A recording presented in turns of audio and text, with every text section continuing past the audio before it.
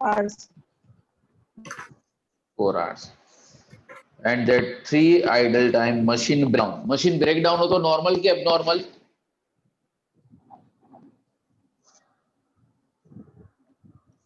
Machine breakdown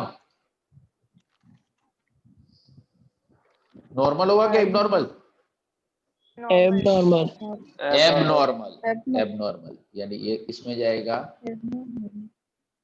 costing P&L में. Okay. Over time में हमें 50 एक्स्ट्रा देना है. On production there is a no reason for overtime. तो किस में लिखो, कॉस्टिंग में कि फैक्ट्री ओवरहेड में?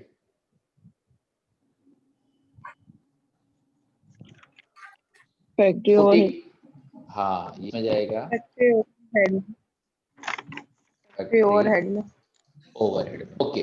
तो चलो मुझे फटाफट अभी अमाउंट हम मेंशन कर दे. तो 45.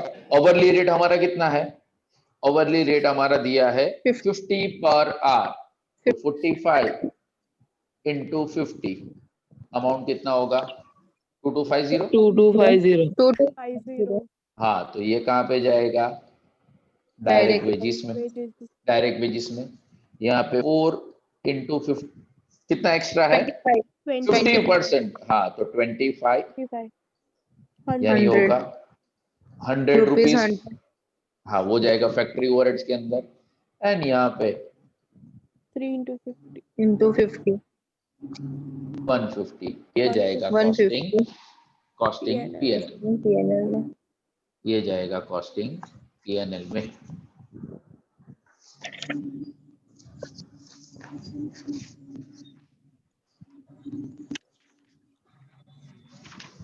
उसके बाद कुछ हाँ, question number 6A. 6A. Yes, question number 6A.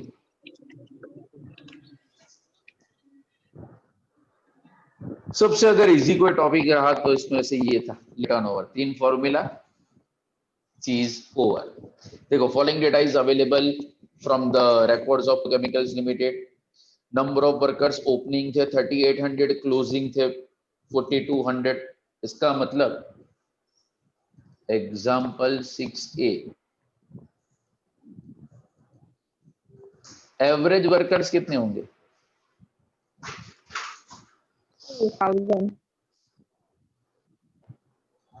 4000. Average worker कितना होगा? 4000. Okay. During the year 40 workers left, 160 were discharge. यानी सेपरेशन, टोटल हमारा सेपरेशन कितना हुआ? 200 का. 750 वेर रिक्रूटेड, जिसमें से रिप्लेसमेंट कितना था? 150 ओनली. तो रिप्लेसमेंट है सिर्फ 150. हमें क्या ढूंढना था? Separation method and replacement method. तो सेपरेशन में 200 divided by 4000 into 100, 5%. 5%.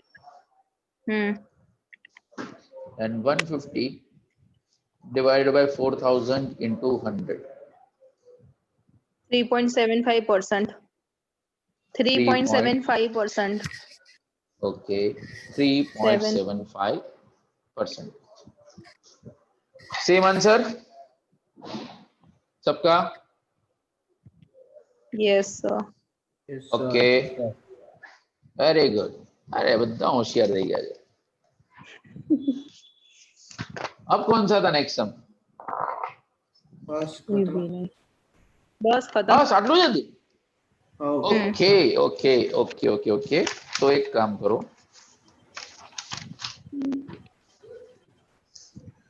go to a page number 17.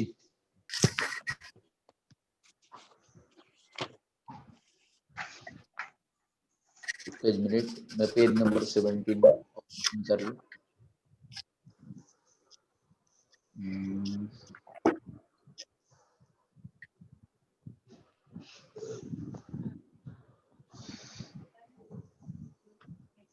Wait a minute.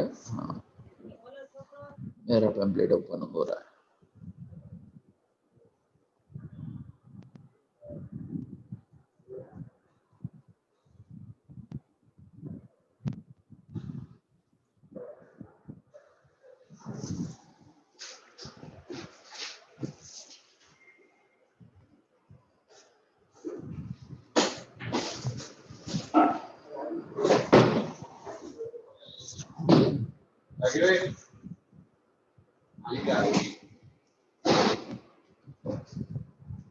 Update visible है? Yes, sir. ओके, अब जो आज का शायद लेक्चर है उसके अंदर सम नंबर जो 18 है वो हो जाएगा कि how to prepare a wage sheet, यानी कि जो हमारा जो सैलरी का जो शीट होता है ना, ये जो 19 नंबर का क्वेश्चन है ना, ये कॉलेज वालों ने विद सॉल्यूशन ही दिया है and solution already printed in a question only, तो वही मैं आपको शेयर कर रहा हूँ। यानी कि मैंने आपको जूम में भी बताया है वीडियो लेक्चर के अंदर कि भाई ये एग्जांपल विद सॉल्यूशन है, बट एटलीस्ट हमें सॉल्यूशन डिस्कस तो करना है कि what you mean by this particular solution. Sorry for the question कि from the information available you are required to calculate the net wage bills as well as total wage cost, यानी कि wage का bill क्या मिलेगा, यानी कि worker of view as well as companies point of view. चलो, as per the time card shows the gross earning of the worker is 30,000, यानी worker को हमें कितना करना है 30,000। the various deduction from the gross earning are as under, यानी ये जो भी जो पूरी लिस्ट दी है ना, employees contribution, ESI, advance against wages, cooperative dues, income tax and canteen charges, ये सब वर्कर की सैलरी में से, अगर आपके पापा भी अगर जॉब करते हैं तो आपको पता होगा, क्योंकि अगर सैलरी सर्टिफिकेट या सैलरी स्लिप आप देखो तो उनका ग्रॉस सैलरी अलग होता है और घर पे जो अमाउंट आता है वो अलग होता है। तो out of the total amount receivable, out of the total amount receivable N number of the things are deducted. तो जो डिडक्शन है, यानी कि देखो ये पहला table showing the net wage bill, तो उसमें से ये सारा डिडक्शन, जो डिडक्शन का जो अमाउंट दिया है वो सब कुछ उन्होंने यहाँ पे माइनस कर दिया है, and whatever the balance left that is a net wage payable, बाकी का अमाउंट, यानी कि वर्कर को है उसका सैलरी 30,000, तो उसमें से ये सारी चीजें एम्प्लॉय डिडक्ट कर लेगा, तो उसको नेट पे कितना करेगा 25,100, कितना पे करेगा 25,100, यानी ये जो फर्स्ट टेबल है ये है वर्कर के point of view, first table जो है वो है वर्कर के पॉइंट ऑफ। चलो आगे, company's contribution to provident fund 2500 and 800, यानी कंपनी को ये 30,000 तो वेजेस का देना ही देना है। उसके उपरांत हाँ, आपको शायद प्रोविडेंट फंड के अंदर, प्रोविडेंट फंड के बारे में किसी को पता है? एनीवन?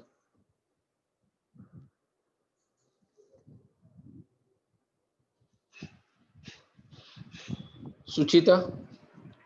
सर, हाँ कोई बोल रहा था, हेलो मैंने बीच में टोक दिया।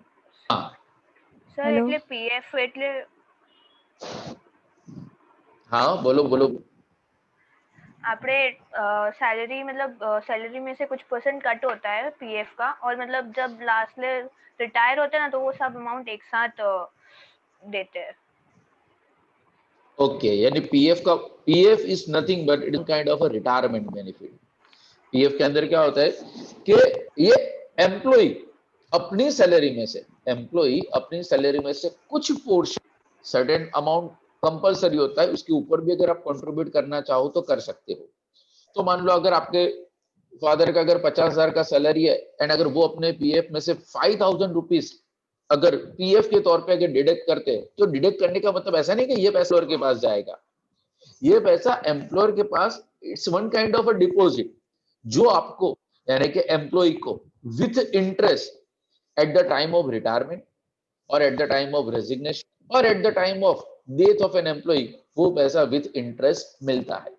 नॉट ओनली दिस, वहां पे एक और अरेंजमेंट होता है कि अगर कुछ भी मेंशन ना किया हो, कुछ भी, हाँ वहां पे terms and condition employ contract के अंदर अलग हो सकती है, बट नॉर्मली अगर प्रैक्टिकल लाइफ में देखने जाओगे तो वहां पे अरेंजमेंट क्या होता है कि एम्प्लॉयर अपनी सैलरी में से जितना भी अमाउंट करेगा, यानी कि मैंने बताया कि 50,000 में से आपके पापा का सैलरी है 50,000 और उन्होंने पीएफ के अंदर डिपॉजिट कितना किया 1,000, तो एम्प्लॉयर भी आपके पापा के पीएफ अकाउंट के अंदर 5,000 डिपॉजिट करेगा, यानी आपकी सैलरी में कितना हुआ 5,000, एम्प्लॉयर ने कितना दिया 5,000, यानी आपके पापा के पीएफ अकाउंट डिपॉजिट कितना होगा 10,000, एंड वो पैसा, उसके अंदर बहुत सारी कंडीशंस है एंड इनकम के अंदर वो डिटेल के अंदर हम वो डिस्कस करेंगे कि how to calculate the amount of PF, उसमें से टैक्स क्या वगैरह वगैरह। बट यानी कि एम्प्लॉय पॉइंट ऑफ व्यू देखने जाओ तो it is one kind of investment, salary में से कटता तो है बट आपको वो विद इंटरेस्ट फ्यूचर में वापस मिलने वाला है। तो अगर पीएफ का कंट्रीब्यूशन, ईएसआई का जो कंट्रीब्यूशन है वो एम्प्लॉय पॉइंट ऑफ व्यू देखने जो क्या है, इन्वेस्टमेंट है, जबकि वही amount employer point of view देखने जाओ तो वो एक्सपेंस है, क्योंकि हमें सैलरी तो देना ही है। मान लो कि आपके पापा का 50,000 का सैलरी है तो 50,000 का सैलरी ना पड़ेगा, एंड 5,000 आपके ही पापा के पीएफ अकाउंट के अंदर उनको डिपॉजिट करने पड़ेंगे, यानी उनको पे करने का 55,000 सब्जेक्ट टू अ डिडक्शन। यानी employer point of view PF and ESI वो एक्सपेंस है, employee point of view at the time of यानी प्रेजेंट पीरियड में देखने जाओ तो it is one of investment only. Clear? Okay, आगे यहां पे दिया है कि एनालिसिस ऑफ द टाइम का reduce the 85% of the manufacturing operation and the balance is to be considered as a indirect. तो देखो ये जो सेकंड टेबल दिया है कि ग्रोथ अर्निंग कितनी है, एम्प्लॉयर को तो कितना देना है 30,000 प्लस ये 2500 एंड 800 एक्स्ट्रा देना है। यानी एम्प्लॉय पॉइंट ऑफ व्यू देखने जाओ, एम्प्लॉयर के पॉइंट ऑफ व्यू तो टोटल कॉस्ट कितना हो जाएगा 33,300। एंड क्वेश्चन के अंदर मैं बोला था यहाँ पे कि मैं डायरेक्ट एंड इनडायरेक्ट के अंदर एलोकेट करूँ, एक लाइन था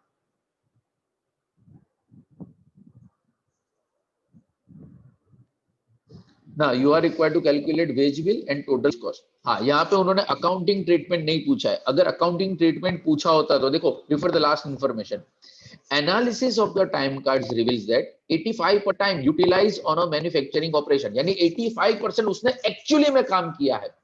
तो अगर एम्प्लॉयर पॉइंट ऑफ व्यू देखने जाओ, एम्प्लॉयर पॉइंट ऑफ व्यू 33,000 का 300, 33,300 का 85%, नीचे लिख दो ना, यहाँ पे 2 लाइन आपके पास स्पेस अवेलेबल है तो यहाँ पे लिख दो।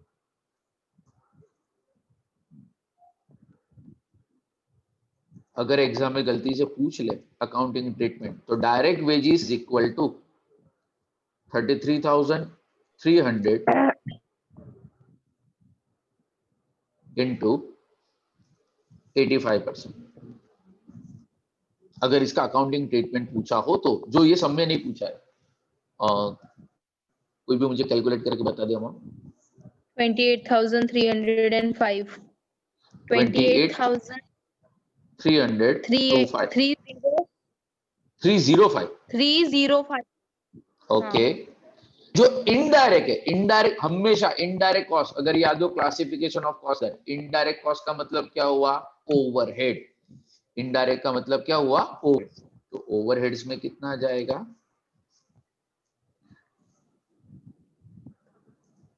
into 15%। amount 4995 4995। बट ये सिर्फ लेबर कॉस्ट कंसेप्ट समझाने के लिए यहाँ पे शो किया गया है। बाकी आज तक, आज टिल डेट एग्जाम के अंदर कभी भी ये क्वेश्चन नहीं आया है। आज तक एग्जाम के अंदर ये क्वेश्चन उन्होंने नहीं पूछा है।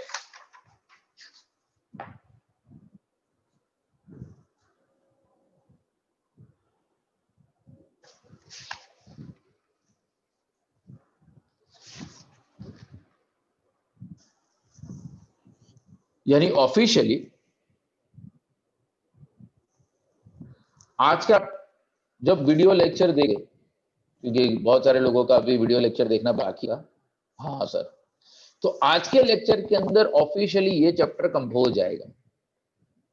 आज के लेक्चर के अंदर ये ऑफिशियली कंप्लीट हो जाएगा। बट स्टिल आने वाले वीक के अंदर, यानी कि नेक्स्ट वीक भी 2, क्योंकि पेपर सेट के कुछ एग्जाम्पल बाकी थे, तो मैंने सोचा कि यार फालतू में सब होमवर्क में देना और जूम के अंदर डिस्कस का बेटर है कि मैं उसी के ऊपर वीडियो लेक्चर बना दूं।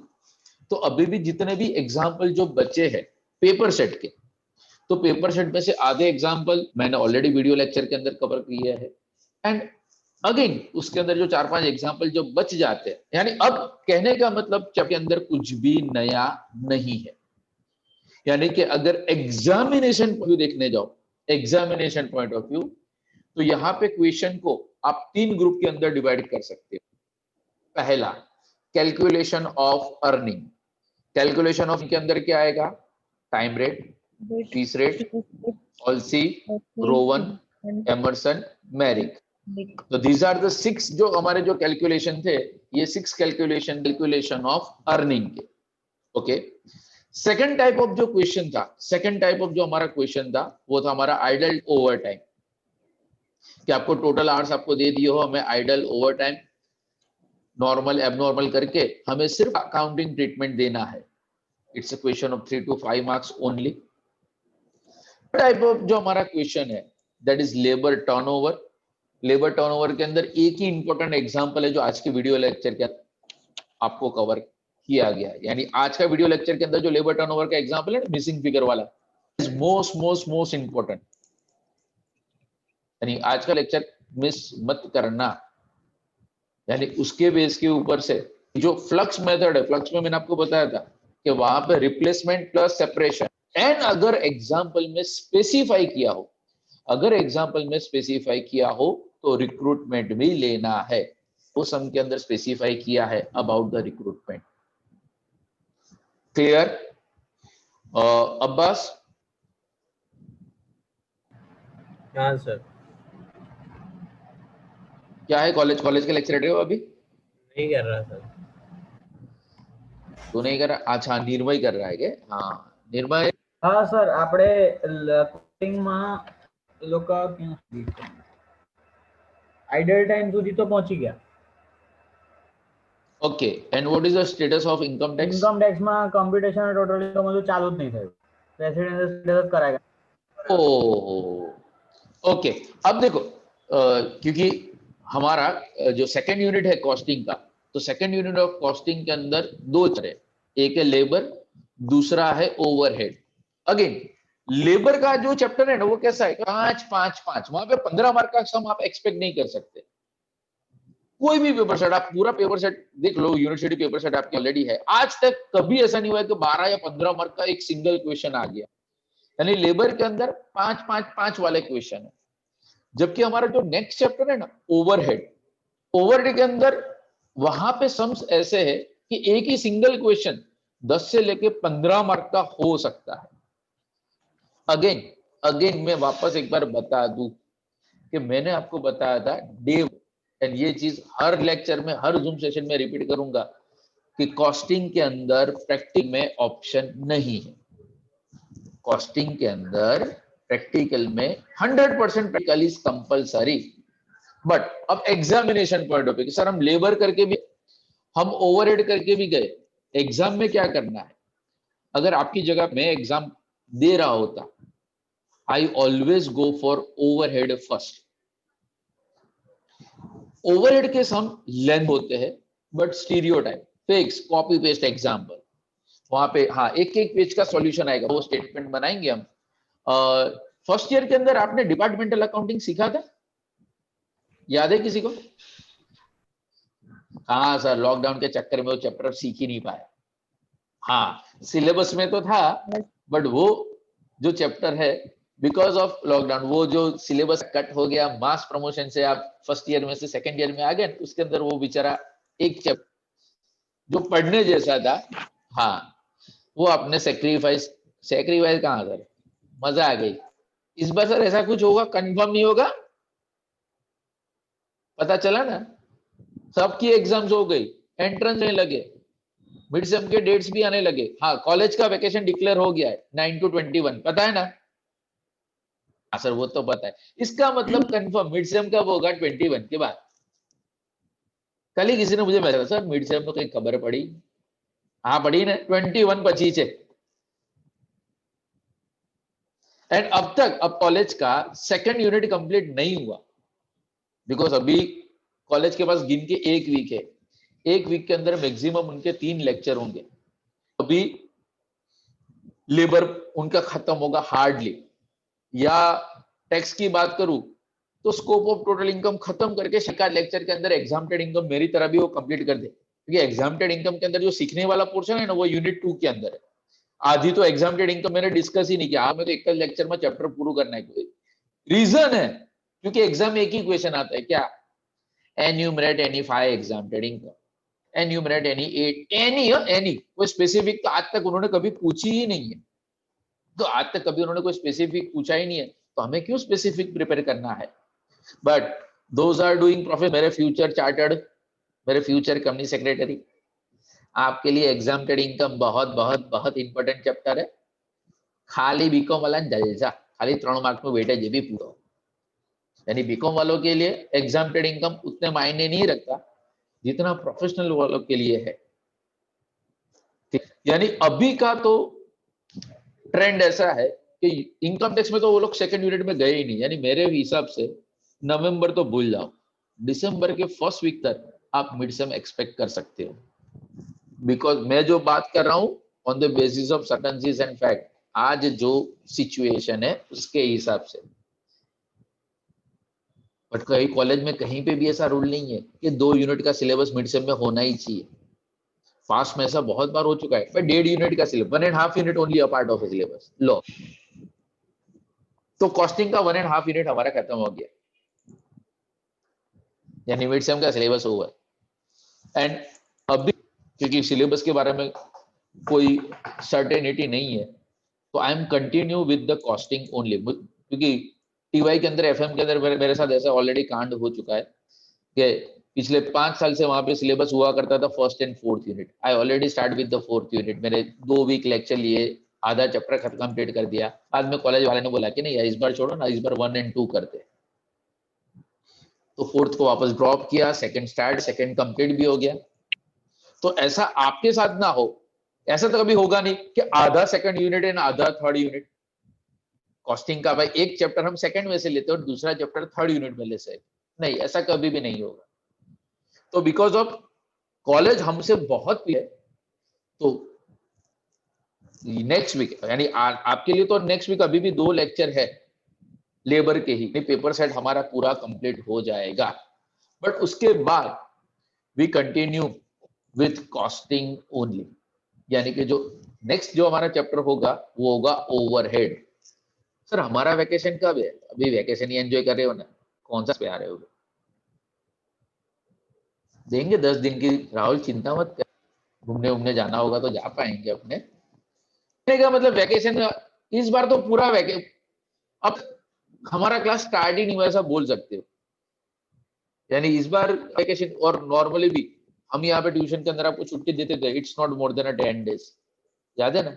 हाँ सर हमने तो 12 दिवस 15 दिवस हफ्ता था, अगर निजामपुरा में तो 10 दिन से ज्यादा आज तक कभी हमने छुट्टी दी नहीं, क्यों बॉक्स बराबर ने? हाँ सर वो खराब कर, तो कहने का मतलब अभी forget about the vacation, forget about the mid sem, labour complete करो। हाँ आज के देखने के बाद कोई भी टॉपिक बचा नहीं है, यानी जिनको भी प्रैक्टिस करने का कीड़ा हो तो they can start with the paper set without wait for video lectures. Video lectures के अंदर मैंने सम कवर किए, बट चेक तो करो कि भाई इतने लेक्चर्स के बाद, इतनी प्रैक्टिस के बाद आप पेपर सेट के एग्जाम्पल सॉल्व कर सकते हो। इफ आंसर सेज यस, इसका मतलब हमारा chapter complete. And next Saturday probably, अभी मुझे पता नहीं है, नेक्स्ट सैटरडे आपका कॉस्टिंग का यूनिट 1 का टेस्ट है सर। हाँ दिवाली की गिफ्ट, ठीक है ना? तो before I and the session, आपके जो भी पर्सनल डाउट क्वेरी है उसको डिस्कस करके जाएंगे।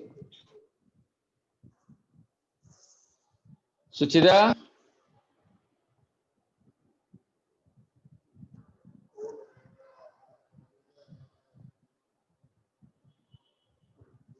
हेलो, अनम्यूट अभी हाँ कब का डाउट पूछा था, अभी अनम्यूट हुआ?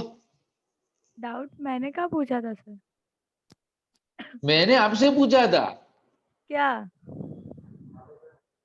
देखो हे भगवान, सुनाई नहीं दिया सर तब, मैं तो अभी पूछ रही थी हाँ आपको कि क्या हुआ सर, लेकिन हाँ आपके कि बाद कुछ में हाँ, उससे बट उस टाइम पे आप और आई थिंक रीमा एक साथ बोल रहे थे, तो मुझे हाँ स्क्रीन पे रीमा सिर्फ 2 ही लोग थे, तो बोल मुझे रही पता थी। नहीं चला था कि आवाज हाँ कहाँ से आ रही थी। गुड गुड, लेबर का चैप्टर कंप्लीट, अब तक के नोट्स कंप्लीट है।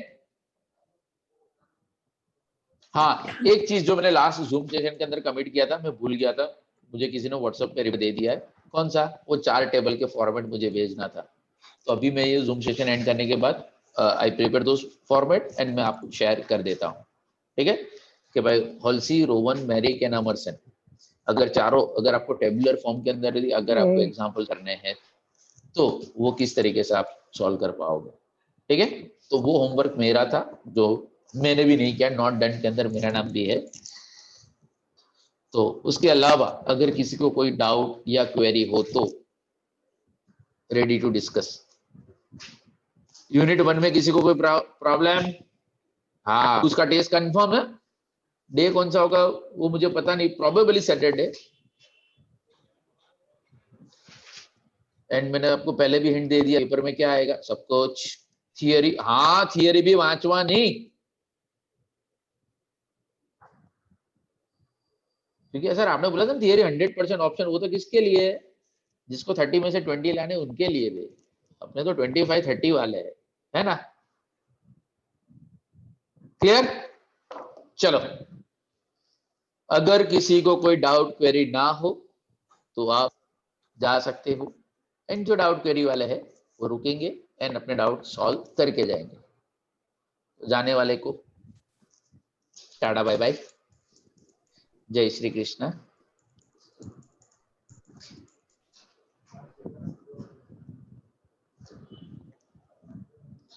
जय, अच्छा आप हो? हाँ, मेरे को फोटो चिपका के कहाँ गायब हो गए थे?